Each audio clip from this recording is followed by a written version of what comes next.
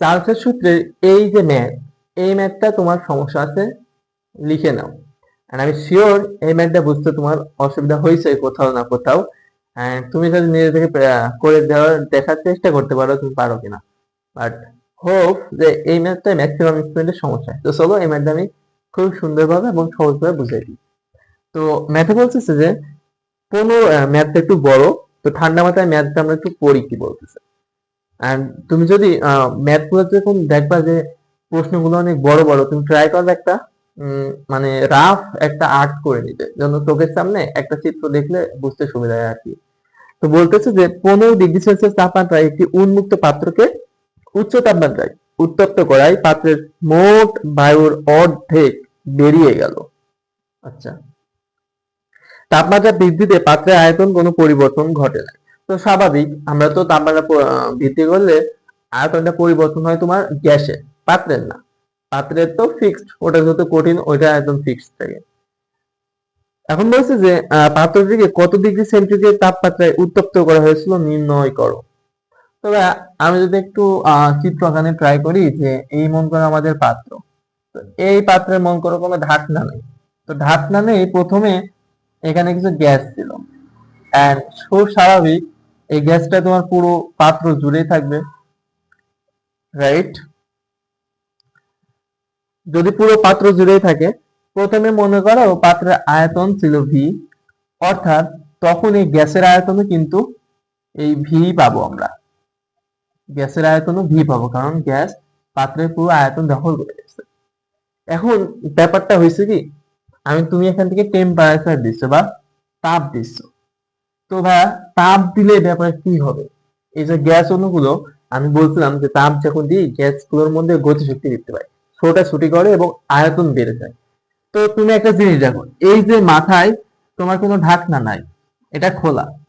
তো গ্যাস প্রথমে ভি আয়তনে ছিল, এখন যদি টেম্পারেচার বাড়াও তো এর আয়তন বেড়ে যাবে।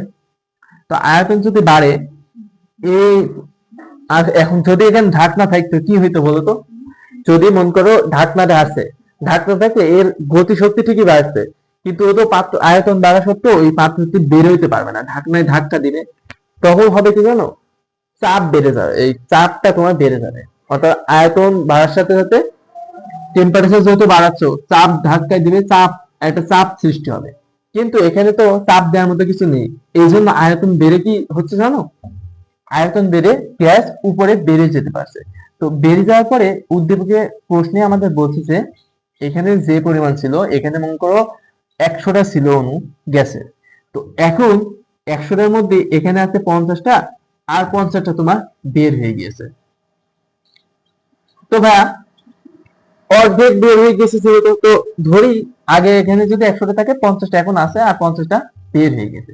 তো এখন একটা বুঝার বিষয় হচ্ছে যে এই যে 50টা কেন থাকলো আর এই 50টা কেন বের হলো। তো স্বাভাবিক, যে কোনো তাপমাত্রা দিবা তোমার আয়তন বৃদ্ধি পাইছে। তো পাত্রের আয়তন তো ভি, অর্থাৎ এইটুকুর আয়তন তো ভি, এটা বুঝলাম। এখন এইটুকুনের আয়তন যদি ভি হয়, এইটুকুনের আয়তন কত বলতো? যেহেতু গ্যাস ভুলে দিয়েছে, অর্ধেক পরিমাণ বের হয়েছে। তো এই টেম্পারেচারে অর্ধেকের আয়তন যদি ভি থাকে, যে অর্ধেক বেড়েছে ওই অর্ধেকেরও আয়তন কিন্তু ভি হবে।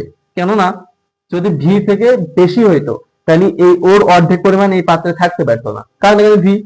আবার ভি থেকে যদি কম হইতো, এই ভি যদি এর থেকে যদি কম হইতো, তাহলে কিন্তু এর অর্ধেক পরিমাণ বের হইতো না, অর্ধেকের থেকে কম বের হইতো। তো কিন্তু এখানে বলছে যে অর্ধেক পরিমাণ বের হয়েছে, তাহলে এই অর্ধেকের আয়তন যদি ভি হয়, উপরে যেটুকু বেড়েছে তার আয়তন ভি।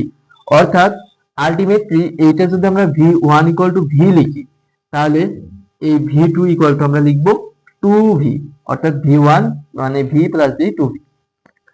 এই ম্যাথটা শুধুমাত্র এই একটাই ট্রিক, এইটা বুঝতে যে অর্ধেক গ্যাস বেরোনোর পরে যে ভি টু যে টু ভি হয়ে গেল, এটা অনেক স্টুডেন্ট বোঝে না। এন্ড আশা করি আমি তোমার এটা বুঝাইতে পারছি। তো এইটুকু যদি পারো, বাকি ম্যাথটা আমরা সূত্র বসাবো। কারণ আমাদের প্রথমে দেয়া আছে যে এটা ছিল 15 ডিগ্রি সেলসিয়াস টেম্পারেচারে, তো এটাকে আমরা টি ওয়ান বললাম। এন্ড উত্তপ্ত পাত্রে মোট বায়ুর অর্ধেক হয়ে গেল, তারপরে বৃদ্ধিতে পাত্রের আয়তন পরিবর্তন হয় নাই। কত ডিগ্রি সেন্টিগ্রেডে তাপমাত্রা উত্তপ্ত করা হয়েছিল, অর্থাৎ এই যে টু ভি হওয়ার সময় কত ডিগ্রি ছিল, টি টু আমাদের বের করতে হবে। তবে আর খুব সিম্পল, আমরা জাস্ট সূত্রটা বসাই ফেলি যে V one by T one equal to V two by T two. তাহলে আমরা টি2 যেহেতু বের করব, টি2 হবে তোমার ভি2 বাই ভি1 ইন্টু টি1, এন্ড ভি2 ছিল, ভি2 হচ্ছে 2v, অর্থাৎ এটা হচ্ছে 2v, আর ভি1 ছিল শুধু ভি, এন্ড টি1 ছিল 15 ডিগ্রি সেলসিয়াস, তো ওটা আমরা কেলভিন স্কেলে নেওয়ার জন্য এর সাথে 273 যোগ করব। তাহলে এই ভি আর এই ভি কাটা, এন্ড ক্যালকুলেশন করলে আমরা টি2 টা পেয়ে যাবো, এন্ড যেটা বের হবে এটাই হচ্ছে অ্যান্সার, অর্থাৎ এত ডিগ্রিতে উন্নীত করা হয়েছে। তো এটা আসবে কেলভিন স্কেলে আসবে, তুমি যদি সেলসিয়াসে নিতে চাও -273 করে দিও, সিম্পল। তো খুবই ইম্পর্টেন্ট ম্যাথ, এটা সাধারণত স্টুডেন্টের সমস্যা হয়, আশা করি এরপরে থেকে আর সমস্যা হবে না। এরপরে আমরা আমাদের 4টা ম্যাথ শেষ করে ফেললাম, পঞ্চম ম্যাথটা শুরু করবো।